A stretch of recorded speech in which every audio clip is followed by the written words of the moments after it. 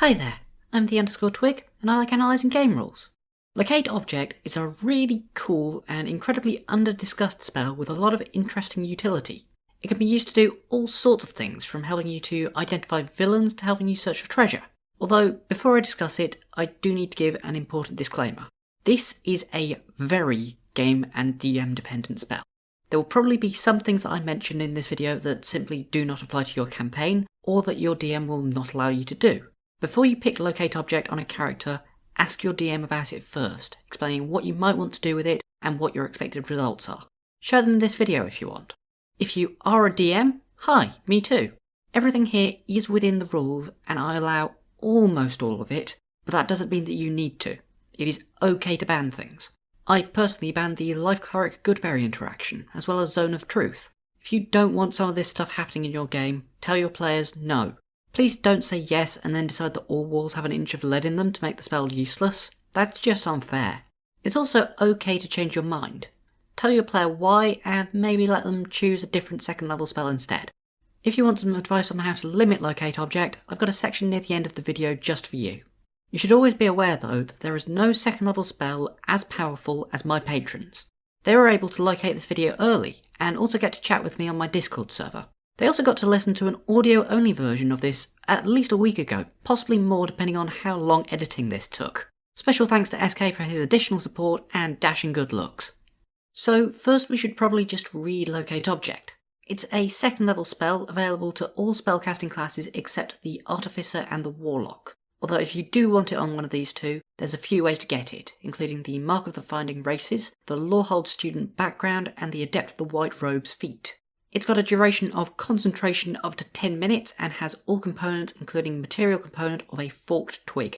Describe or name an object that is familiar to you. You sense the direction of the object's location, as long as that object is within 1,000 feet of you. If the object is in motion, you know the direction of its movement. The spell can locate a specific object known to you, as long as you have seen it up close within 30 feet, at least once. Alternatively, the spell can locate the nearest object of a particular kind, such as a certain kind of apparel, jewellery, furniture, tool, or weapon. This spell can't locate an object if any thickness of lead, even a thin sheet, blocks direct path between you and the object. So this spell effectively has two functions. Locate one specific item, such as a thief's cloak, or one item of a general type, such as any cloak. I'll be calling these Specific Object Mode and General Object Mode, and both modes have their uses. Locate Object doesn't tell you the exact distance to the object, but it does tell you the direction, and depending on your table, that is actually just as good. It's also completely defeated by lead, but that can actually be used to your benefit, as I will discuss later. Finally, the radius is 1,000 feet. For all the enlightened metric users, that's a little over 300 meters, roughly the same height as the Eiffel Tower. Whilst this isn't enormous, some, possibly even many, dungeons will be completely covered by this area. Most characters can also walk 3,000 feet in a minute, so if you walk in a straight line, you can actually cover a 1.5 km by 600 meter area. Slightly less because it's round, not a square, so you miss the corners, but that's not an insignificant space. You can get an even larger area if you have more speed. You dash, or you do something like ride a horse. With the basics of the spell out of the way, let's talk about its uses. I think that there are three main uses, although really only one of them is actually good. The other two are just sort of incidental bonuses which are rarely relevant but come up from time to time. If you want to skip to the good bit, here's a timestamp for you. I'll give a few examples of each use, but you will need to work out how to apply them to your own game. Locate Object needs a lot of improvisation to work out when you can and should use it. The first use is the most basic, and probably what most people think of when they read Locate Object. I call this finding. When finding, you want to locate a specific object, such as the MacGuffin, or a specific item which will be useful. As such, you normally want to be on Specific Object mode, by saying, I want to find the Crown of Crows, or whatever your relevant object is. You can use General mode, however, by using really specific phrasing. For example, there might be a magically locked door in a necromancer's tower which the rogue can't pick. You could cast Locate Object and say, I want to find a key which will unlock this door. Alternatively, you may have obtained a letter written in the code of the Assassin's Guild. You might go to a library and search for a book which will help us decode the Assassin's Guild's secret code. This is honestly the least exciting option, and if that was all that the spell did, I would not be making a video about locate object. It is a noteworthy puzzle solver when it comes up though. The second use is tracking. When tracking, you are following a moving object, normally an object being carried by another person, and as such you almost always want to be on specific mode. Let's say that you managed to decode that assassin's letter, and discovered that they were going to be meeting someone in the chapel at night. You want to know where the assassin's base is though, so you go along, see the assassin, and then as they leave, you cast locate object to find their glove. You can then follow them from up to 1,000 feet away, well outside their notice, without ever losing track of where they are. Here's another use that my party pulled out on me a while ago. I had set up a side quest where the party were trying to find out why all of the crops were dying. They had managed to work out that it was because the water had been polluted, and believed that it was probably because there was someone illegally dumping chemicals into the sewers. The party made a paper boat which would float on the water, but which would be destroyed by acid, and then tracked its way through the sewers from above the ground. When the boat was destroyed, their locate object stopped working, and that meant that they were right outside the house where the chemical dumper was. There are almost certainly alternative ways to solve these problems, but locate object is a good one. Tracking is also not why I'm making this video though. The reason that locate object is good is the third use, scanning. When scanning, rather than searching for a specific object that you want to find or an object that you know to be there, you search for an object which may or may not be there to give you information about your surroundings. That means that you almost always want to be using general object mode. This is definitely easiest to explain using a visual example, so let's hop over to Foundry. We've cleared this dungeon, but we think that we've probably missed some loot, so I'm going to cast locate object and scan for treasure. If that's deemed too general, something like coins, gemstones, potions, or magic items might be more acceptable instead. This now points us in the direction of any hidden stashes which we can go and find. Now the issue with this is that because we're using general object mode, if we just search for something like coins, all we'll learn is that we have some coins in our pocket, since they are the closest coins to us, so that's what it will point to. So we need to take an extra step. We need to block our own items from locate object. And that's where the last paragraph of the spell kicks in. Locate object is blocked by lead. If we have the barbarian carrying around a lead-lined box, or alternatively if we just put all of our coins in an extra plane of space like a bag of holding, locate object can no longer detect them. So it gives the spell its full range back and tells us that the closest treasure is over in this direction. Next up, scanning is going to overcome the second limitation of locate object, really easily. Namely, the fact that it doesn't tell you the distance to the object.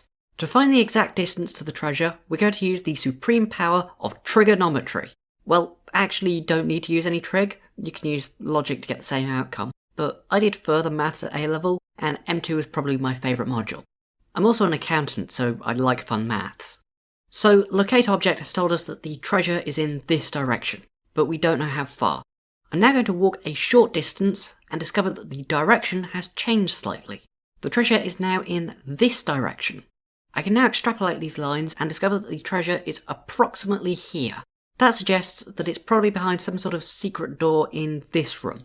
The other, most generally applicable object to scan for is probably weapons. New dungeon, we've never been here before.